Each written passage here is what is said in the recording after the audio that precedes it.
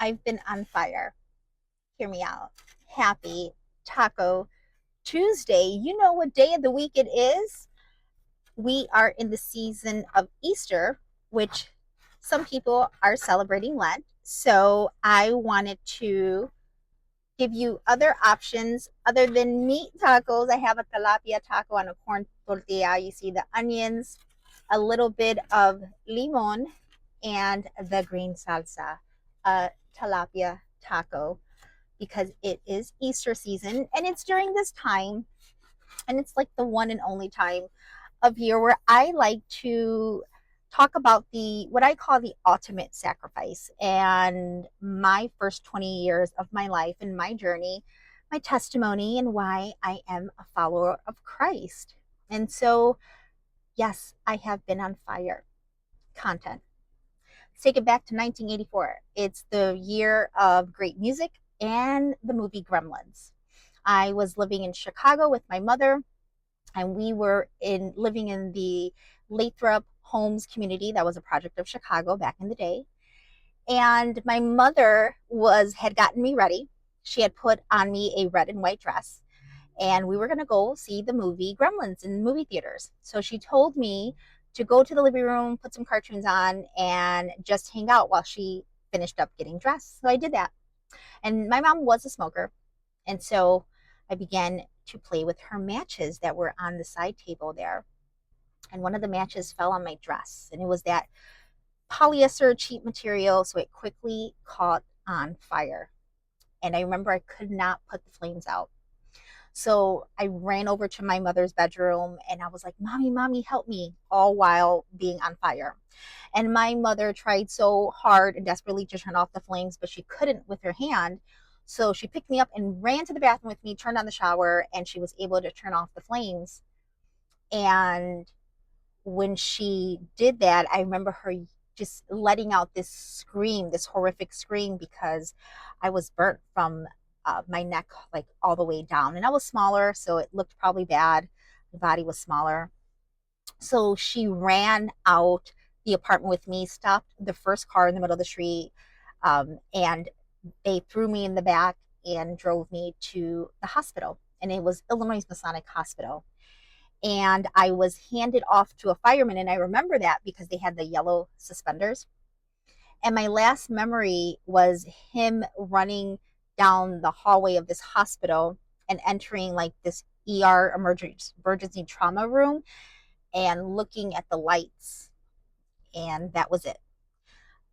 A few days, maybe even a week might have passed by because when I woke up, I was completely in a coma, like in a cast, not a coma, sorry, a cast from like my neck all the way down. And my mom had been taken away from me because they had to do an investigation. And ultimately, she did get charged with negligence. But my grandmother stepped in. I had the best grandma. Her name was Mami Aida. And she took charge of that whole situation. And it was a really, really hard time. I spent a very long time in that burn unit and that burn ward. And I remember there was a like a process because again technology wasn't available at that time, 1984. So in order for them to remove that burnt skin off, and I remember that smell, like it's a horrible smell, the whole ward smelled really bad. And they would like handcuff me or chain me to the bed, and a nurse would come in and she would by hand scrub off that dead burnt skin so that new skin could come in and grow. And that was a very, very painful ordeal. I don't wish that upon anybody. And so, but by the grace of God, I survived and I went on to have a good childhood, right? Fast forward 12 years later, 1995, I'm a sophomore in high school and I begin to get sick. I start losing weight. My grades start to drop, just no energy, and went to the ER a few times. And finally, in one of those visits, they found a golf size or like a baseball size tumor in my left arm. And sure enough, they did a biopsy and it was cancer. I was diagnosed with Ewing sarcoma. It was a very aggressive form of bone cancer. The tumor was pretty large, so it had completely eaten my humerus bone. And I started very aggressive chemo treatment. It was nonstop chemotherapy for 2 whole weeks. Like from the moment I got up to the moment I went to bed, it was excruciating, horrible, horrible time. And finally, after those weeks of chemo treatment, aggressive chemo treatments, they were able to shrink that tumor and they were able to see the humerus, and it had completely been eaten. It was rotten inside my arm. And so the next step was, how do we save this girl's arm? And so my first option was amputation. I was like, oh no, right? And the second one was a bone graft. And so I was put on a donor list because I do have a cadaver bone inside me. And so unfortunately, I did have to wait for someone to pass, a young girl like myself at that time, 15 years. And I got to get her humerus bone, and they removed mine. I have metal rods in place. I don't have a rotator cuff. I did lose that, but all this was put together by a very long procedure operation, and by the grace of God, I was able to save my arm. And so the next 2 years was full of chemo and radiation and a few more surgeries.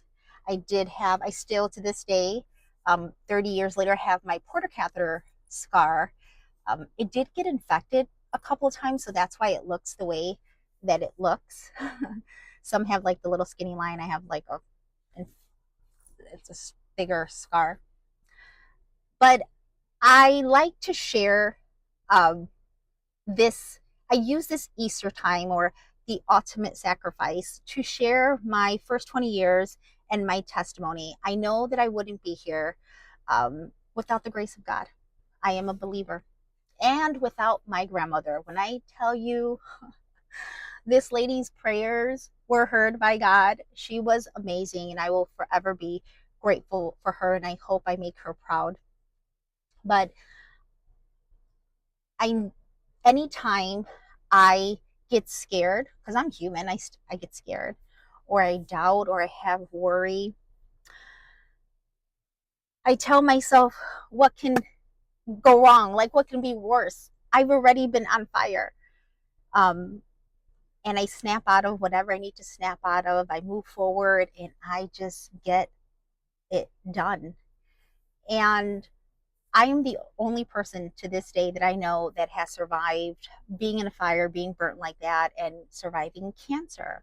If you know anyone, please let me know, connect me to them. I would love to meet them. But that is the first 20 years of my life. That is the reason why I do move the way that I move. And my faith is strong. My foundation is strong. And I am a follower of Christ. And with that, happy Taco Tuesday. Always sending light and positivity to all. This too shall pass. You eat your tacos, even if you're going through Lent. Bye.